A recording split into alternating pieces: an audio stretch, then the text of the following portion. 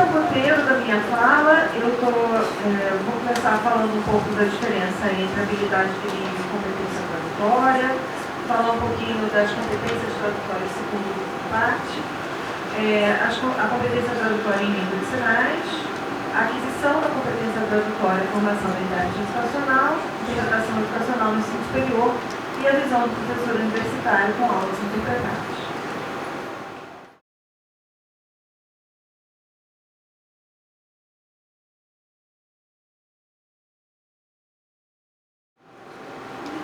A primeira coisa que a gente precisa fazer essa distinção é entre habilidade bilíngue e competência tradutória.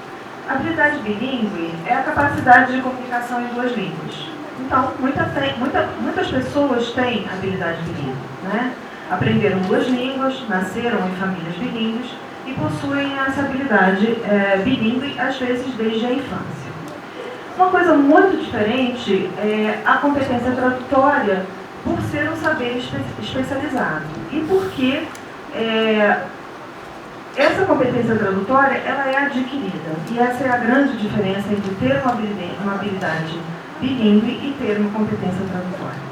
Precisa ter um esforço focado para se tornar tradutor. E uma habilidade bilíngue pode vir a se tornar uma competência tradutória se esse indivíduo colocar esse esforço, imprimir esse esforço nessa direção.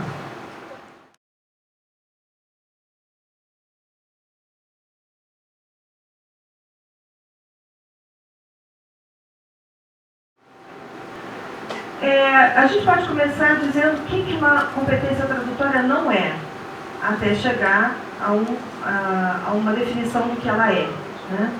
Então, a primeira coisa, a competência tradutória não é uma habilidade inata ou natural. Ela não é uma junção de competências linguísticas e ou comunicativas. Ela também não é um simples agrupamento de conhecimentos, habilidades e atitudes. Ela não é também um mero treinamento técnico para o exercício da atividade profissional de tradutor e intérprete. E, por fim, a competência tradutória envolve aspectos cognitivos, afetivos, psicomotores e socio-interativos. Bom, a partir disso a gente já começa a entender que competência tradutória, a ser adquirida, portanto, é algo de bastante complexo.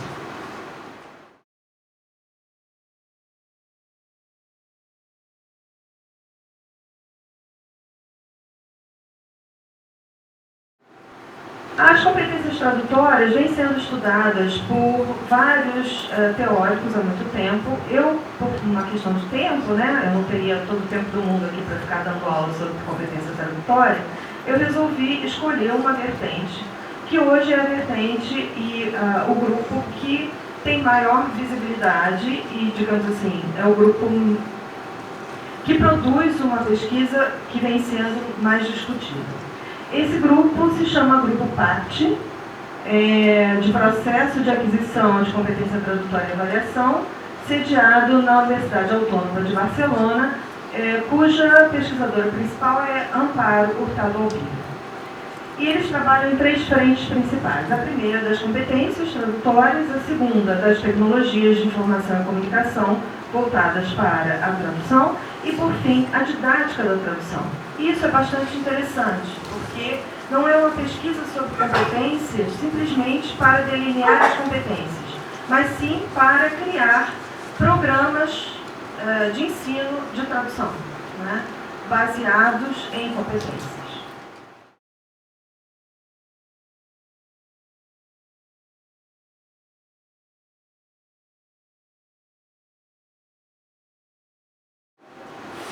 O conceito, então, de tradução, segundo esse grupo, né, e principalmente o Hurtado Albino, diz o seguinte: é um complexo processo que tem um caráter interativo e não linear, no qual são produzidos processos controlados e não controlados, que requer procedimentos de identificação e solução de problemas, bem como de aplicação de estratégias e tomada de decisões. A partir desse conceito, que é muito diferente daquele conceito tradicional que diz que tradução é transmissão de um conteúdo de uma língua para outra. Eu vou ressaltar algumas palavras que aparecem nesse conceito, que é, em primeiro lugar, um processo complexo. Em segundo, que tem um caráter interativo e não linear, que é produzido por processos controlados e não controlados, com procedimentos de identificação e solução de problemas, aplicação de estratégias e tomada de decisões. É muita coisa que um tradutor tem que fazer, né? Com base nesse conceito, né? Nessa conceituação do que seria a tradução.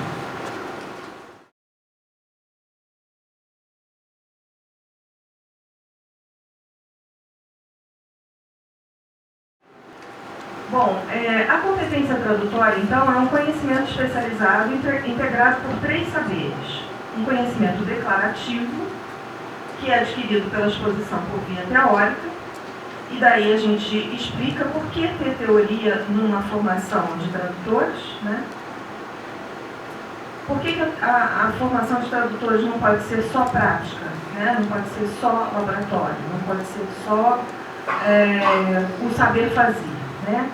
Ela tem que ser um saber o quê? Ela tem que ter um embasamento teórico. E esse processamento é essencialmente controlado. A aula de teoria é controlada. Você aprende teoria, discute teoria.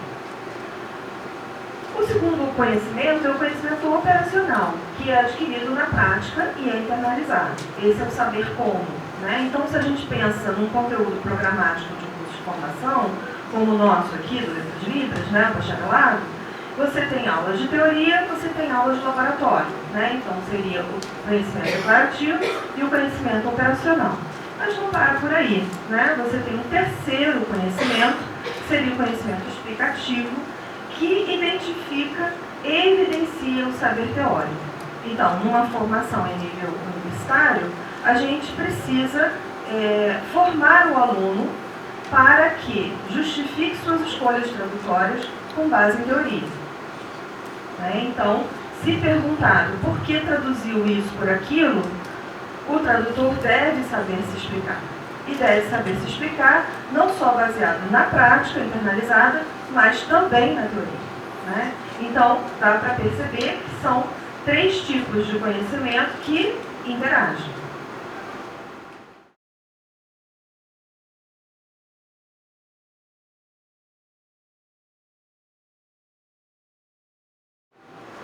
Aí, então, eu trouxe um conceito aqui, uma conceituação também da Hurtado Albir, que diz o seguinte, que a competência tradutória é um conhecimento especializado que consiste em um sistema subjacente de conhecimentos declarativos, em maior proporção operacionais, necessários para saber traduzir, que está composto de 5 subcompetências. Então, ela retoma aquela ideia do declarativo e do operacional, declarativo sendo teórico e operacional sendo prático, né? E divide ainda em 5 competências e em componentes psicobiológicos.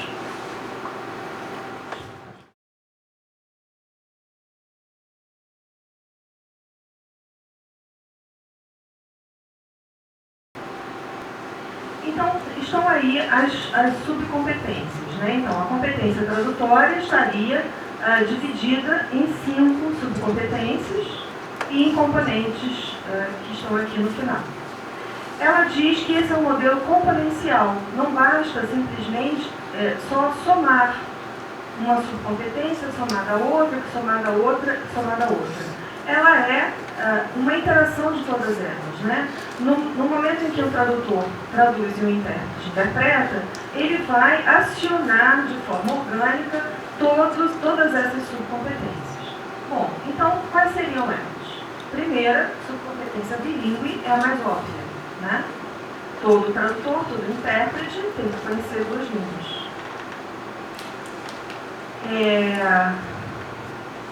E tem que conhecer 2 línguas. Porque o que a gente percebe, eu percebo bastante no curso de bacharelado, é que o aluno, ele chega com a ideia de que ele precisa conhecer muito Libras. Sim, precisa conhecer muito Libras. Mas ele precisa conhecer muito português também, né? O que é uma questão que nem sempre é falada e muito menos aprofundada, né? Porque a competência bilíngue, a gente trabalha com um par linguístico, que é Libras e português. Mas por que eu tenho que aprender português, já que essa é a minha língua materna? A maior parte dos intérpretes são ouvintes, né? Tem, lógico, os codas podem ter L1 Libras, né? Mas normalmente a L1 é português. Então a pergunta é, por que eu tenho que estudar português, já que eu sei português, já que eu falo português? Portanto, para que estudar português? Bom, para que estudar português? A gente aciona todas as competências linguísticas, eu não estou falando de tradutórias, estou falando de linguísticas, quando a gente traduz e interpreta. Se você traduz de português para Libras, você parte de um texto escrito em português. Portanto, você precisa saber ler e interpretar português. Se você traduz de Libras para português, você vai ter que produzir um texto em português, que não seja em librês, seja em português. Se você interpreta da Libras para português, a famosa e tão temida versão voz, você precisa ter uma boa expressão oral em português. Bom, eu não preciso continuar, né? É que a questão é que isso não é tão batido, né? Então você vê alunos desesperados, querendo conhecer sinais e mais sinais e mais sinais, como se ele fosse uma máquina de memorizar sinais e não um tradutor, que vai para muito além disso. E menospreza a sua própria língua. Bom, isso seria sobre competência bilíngue, que não é só saber se comunicar em duas línguas, é ter proficiência avançada nas duas línguas. Quando eu falo em línguas, as 4 manifestações: compreensão oral, compreensão escrita, produção oral e produção escrita. Essas 4 vão ser acionadas na tradução e na interpretação. A subcompetência extralinguística é o que se chamava antigamente de conhecimento enciclopédico, né? É o conhecimento de mundo. Quando a gente fala de conhecimento enciclopédico, a gente pensa assim, ué, mas eu tenho que conhecer tudo nesse mundo, eu tenho que ser uma enciclopédia ambulante?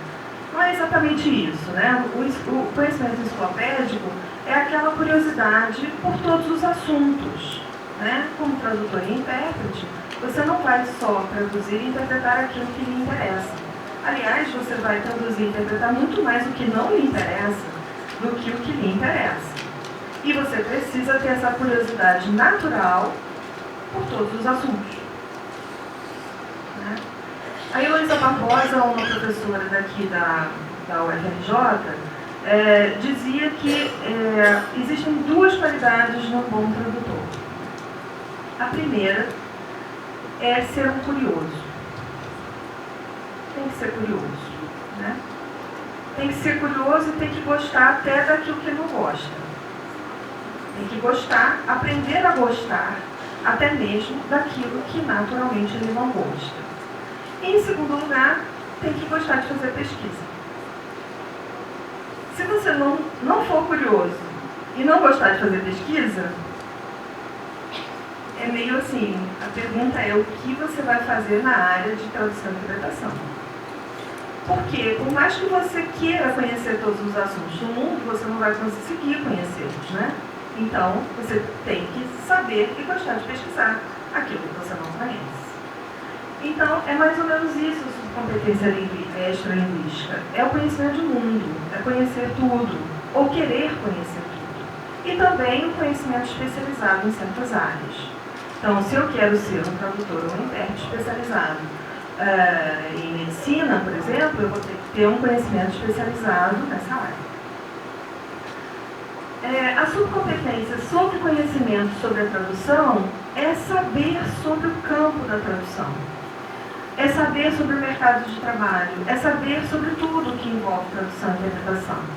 É ter também essa curiosidade pelo campo, e não somente para aquilo que eu faço, né?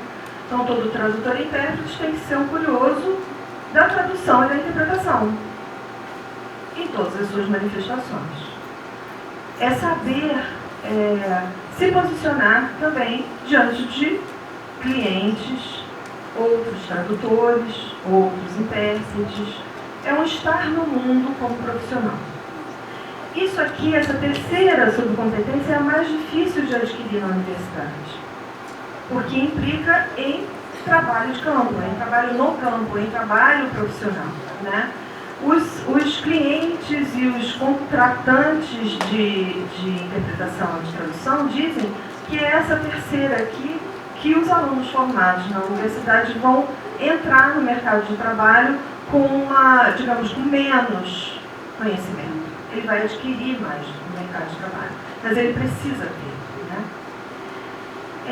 A quarta, que seria a subcompetência instrumental, é aquela que diz aonde você vai procurar informação que você não tem. Aonde eu vou procurar? Aonde eu vou pesquisar? É também conhecer se existem programas, por exemplo, de computador que trabalham na área em que você trabalha. Conhecer ferramentas de tradução, por exemplo, se você trabalha com línguas orais. Conhecer ferramentas de interpretação, né? É tudo que é um conhecimento técnico, digamos assim, envolvendo a área. Por fim, a subcompetência estratégica seria uma que engloba todas as outras.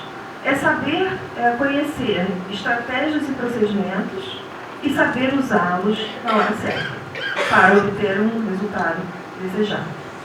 E, por fim, os componentes psicofisiológicos não são uma subcompetência, mas são muito importantes. É aqui que a gente tem gestão de estresse, de ansiedade. É aqui que estão as questões de concentração, atenção, memória. Tudo isso é psicofisiológico. E tudo isso, um intérprete, principalmente os intérpretes, né, que a gente já está entrando mais agora, a partir de agora, na questão da interpretação. Tudo isso um intérprete precisa gerir. Saber que ele, às vezes, vai estar rodeado de distrações, mas que, se ele está interpretando, a partir daquele momento, ele precisa ter atenção e concentração total na tarefa, né? Sabe Deus como? Às vezes com fome, às vezes com vontade de ir ao banheiro, às vezes, enfim, com todos os problemas que podem envolver uma interpretação.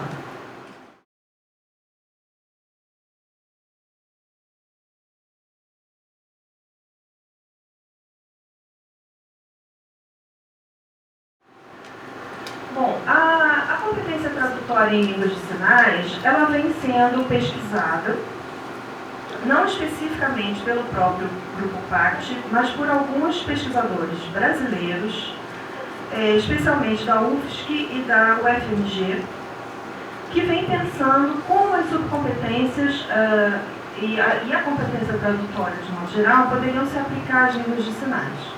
Então, o Carlos Henrique Rodrigues, que é um professor da UFSC, escreveu um artigo, depois eu dou a referência completa para vocês, e ele, então, faz aqui uma conceituação que seria a competência tradutória intermodal. Ele diz o seguinte: seria um desenvolvimento de conhecimentos e habilidades necessários tanto a exploração corporal dos dispositivos linguísticos específicos das línguas de sinais durante a sinalização. Então, seriam habilidades corporais motoras de codificação, integrada, integrada de propriedades gestuais e espaciais, quanto à capacidade visual cognitiva de ler a totalidade das informações gestuais e espaciais, as quais estão expressas quadridimensionalmente por meio da integração desses dispositivos linguísticos específicos, durante a vocalização, habilidades visuais de percepção e interpretação do conjunto de informações gestual e espacialmente codificadas, ambas vinculadas à habilidade de se administrar a possibilidade de sobreposição das línguas de maneira vantajosa. Então, aqui ele fala não sei se vocês perceberam, em primeiro lugar da versão Libras, em segundo lugar da versão Voz. Né? Então, ele num conceito só, né, muito amplo, na verdade, ele cobre as duas direcionalidades da interpretação em línguas de sinais. A direcionalidade em língua de sinais, língua oral, e língua oral, língua de sinais. Tá? Esse é um conceito baseado nas competências tradutórias que foi desenvolvido por um teórico professor brasileiro.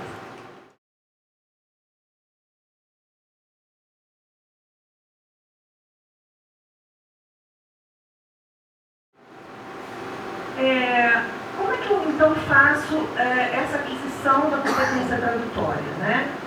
Vai ser em processos em que as subcompetências são operacionalizadas nos tradutores de informação. Não é à toa que eu disse lá no início que as competências e as subcompetências estão ligadas à questão da didática da tradução. Né?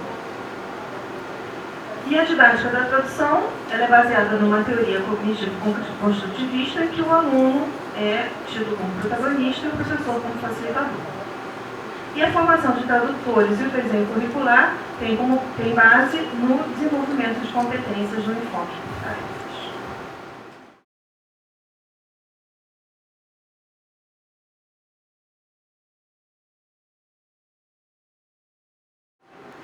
Bom, e o que a gente pode falar da formação do intérprete educacional? Né? Alguns teóricos e pesquisadores já vêm se dedicando bastante à interpretação educacional, que é um nicho específico da interpretação de línguas de sinais. Não existe interpretação educacional nas línguas orais. Se você vai fazer um curso com um professor que fala inglês, você tem que falar inglês. Não vai ter um intérprete fazendo interpretação em sala de aula. Então, a interpretação em sala de aula é algo que é muito próprio, muito típico da interpretação em línguas de sinais. Portanto, precisa ser estudado, é um fenômeno típico desse tipo de interpretação. E muitas pessoas vêm se dedicando a isso. Entre esses teóricos que vêm estudando a interpretação educacional, não existe exatamente um consenso sobre a formação mínima exigida de um intérprete educacional. Mas já vem se observando que, de maneira ideal, o intérprete teria que ter, pelo menos, o mesmo nível do que ele está ensinando. Então, se o intérprete atua na graduação, ele deveria ter, no mínimo, graduação. Se ele atua na pós-graduação, ele deveria ter, no mínimo, pós-graduação. Se ele atua no ensino médio, ele deveria ter, no mínimo, ensino médio. Só que não é exatamente isso que acontece. Né? Quando a gente olha na realidade, isso é bonito na teoria, mas na realidade não é exatamente isso que acontece. Então, a gente tem, por exemplo, aqui intérpretes que atuam na graduação que ainda não se formaram na graduação. Intérpretes atuando na pós e também não tem pós. Né? Então, isso é complicado, é no mínimo complexo, porque como o intérprete vai estar capacitado para ensinar um conteúdo num nível universitário que ele ainda não frequentou. Né? Então, isso gera uma necessidade de implementação de formação continuada, porque se esse intérprete está atuando na pós e não tem pós, ele precisa ter pós. Se ele está atuando na graduação e não tem graduação, ele precisa ter graduação. Né? Então, a necessidade de que, já que ele está ali, ele precisa continuar estudando.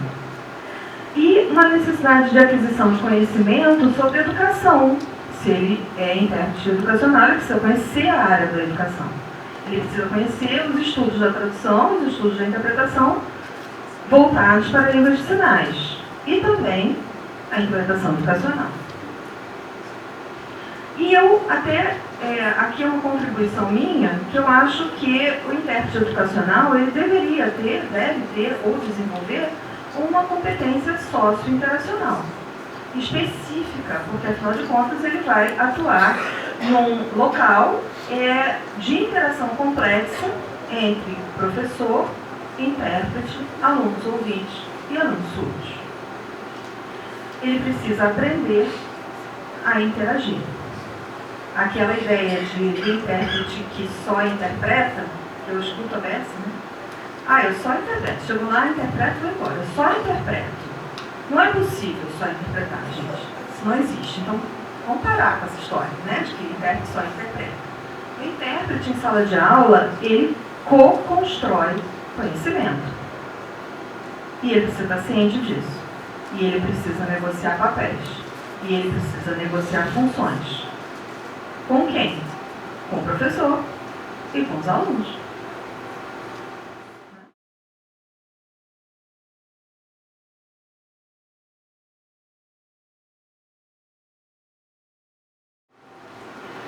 Bom, a interpretação educacional no ensino superior, ela não pode ser feita de uma forma intuitiva. Aquela frase que eu escuto muito também, né? Eu não sabia bem o que eu ia interpretar, mas eu cheguei lá e dei meu jeito. Ui, eu fico toda arrepiada, até a raiz do cabelo, assim, sabe? Eu fico arrepiada assim. Eu cheguei lá e dei meu jeito. Eu falei, olha, eu sempre falo, quando eu escuto isso, eu falo, olha, você acha que você deu o seu jeito, na verdade você não deu jeito nenhum. Na verdade, o que aconteceu é que você não deu jeito nenhum. É que muito provavelmente ninguém disse isso para você. Mas dar o seu jeito não é a maneira certa de trabalhar, né? Então, tem que buscar espaços de formação, qualificação profissional. Mesmo que isso não seja exigido de você. Você começou a dar aula na escola, o que me foi exigido foi o ensino médio, um concurso me colocou lá. Então tá, então é isso que eu vou fazer. Não. Mesmo que não seja exigido de você, você tem que buscar formação. Tá? O desenvolvimento de estratégias de interpretação diante de termos que não possuem equivalentes em Libras. Você vai ficar fazendo datilologia uma aula inteira? No ensino superior? Pelo amor de Deus, não. Isso é altamente tedioso. Isso não é uma boa interpretação. Mas não tem sinal em Libras. Bom, então você tem que aprender estratégias de como você vai passar um determinado conteúdo que não tem equivalência e que você também vai se restringir a não ficar fazendo datilologia o tempo todo. Né? Estabelecimento de confiança mútua e negociação de papéis entre professor e intérprete. Então, é uma queixa que eu escuto também dos alunos, bastante, dizer: eu chego lá, mas o professor não me dá a menor bola.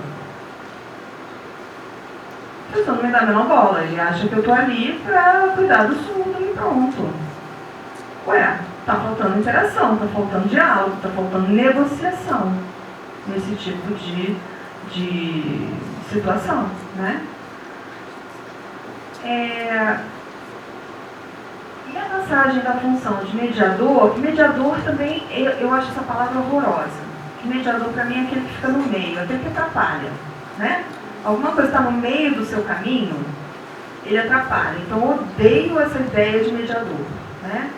Por que a gente não muda a ideia do mediador para co-construtor de significados? Como um agente ativo para a construção daquele conhecimento.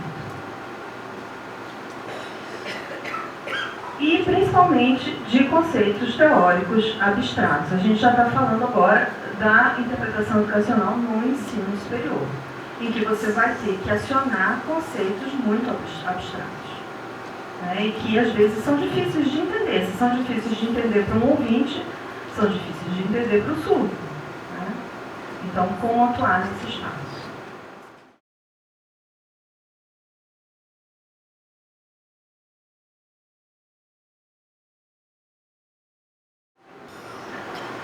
Por fim, eu vou falar um pouquinho da visão do professor universitário com aulas interpretadas, como é o meu caso. Então, agora é o meu lugar de fala, né?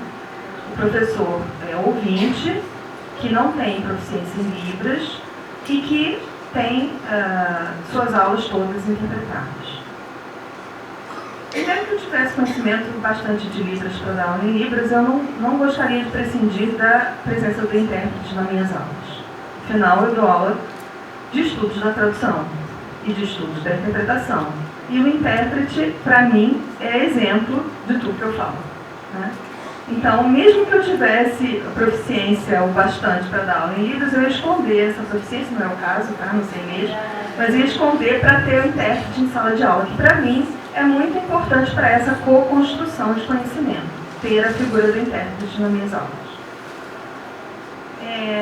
Bom, então o intérprete com nível de escolaridade pelo menos igual ao nível da educação superior em que atua, graduação ou pós.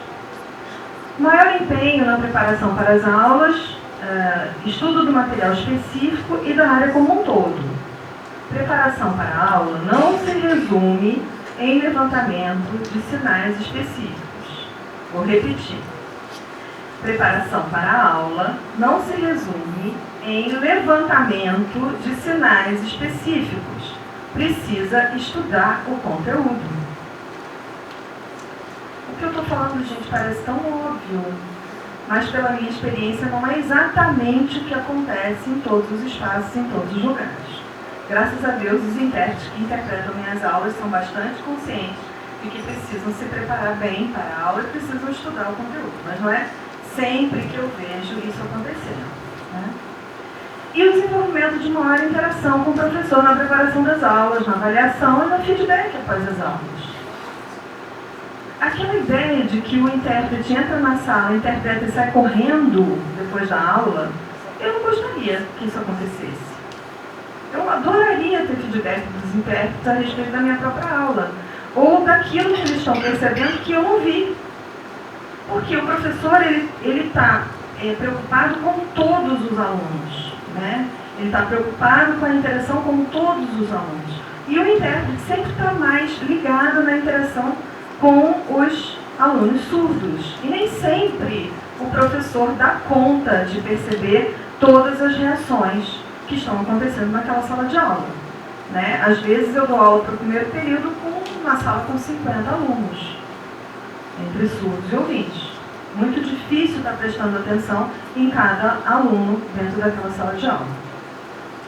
Então, eu acho que é bastante interessante e eu adoraria que o intérprete metesse o pé dele na minha aula. Que ele falasse aquilo que ele pensa, que ele dissesse aquilo que ele acha que funciona, que ele me procurasse para discutir estratégias de ensino, que ele me procurasse para dizer, olha, acho que isso funcionou super bem, aquilo não tão bem. Aí vocês podem dizer, ah, tá, mas você não é um professor normal, né? Você é um professor que é aberto a esse tipo de coisa. Mas será que é assim mesmo? Será que eu sou única nesse planeta que gosto de interação com o intérprete? Será que às vezes não há uma questão de desconhecimento mútuo da função de cada um? E eu acho que a partir de um diálogo, de uma aproximação maior do intérprete com os professores, talvez a situação que a gente vê hoje na interpretação educacional se amenizasse, se ampliasse, se desenvolvesse de uma outra forma.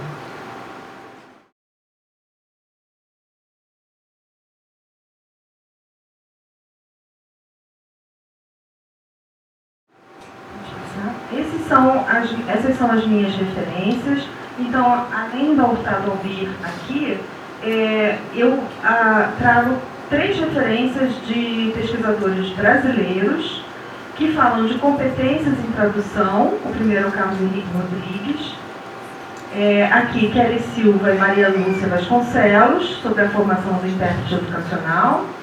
E o último, a interpretação para Libras em contexto educacional. Então, esses 3 textos aqui estão disponíveis na internet, se alguém tiver interesse em pesquisar e estudar um pouco mais sobre a interpretação educacional.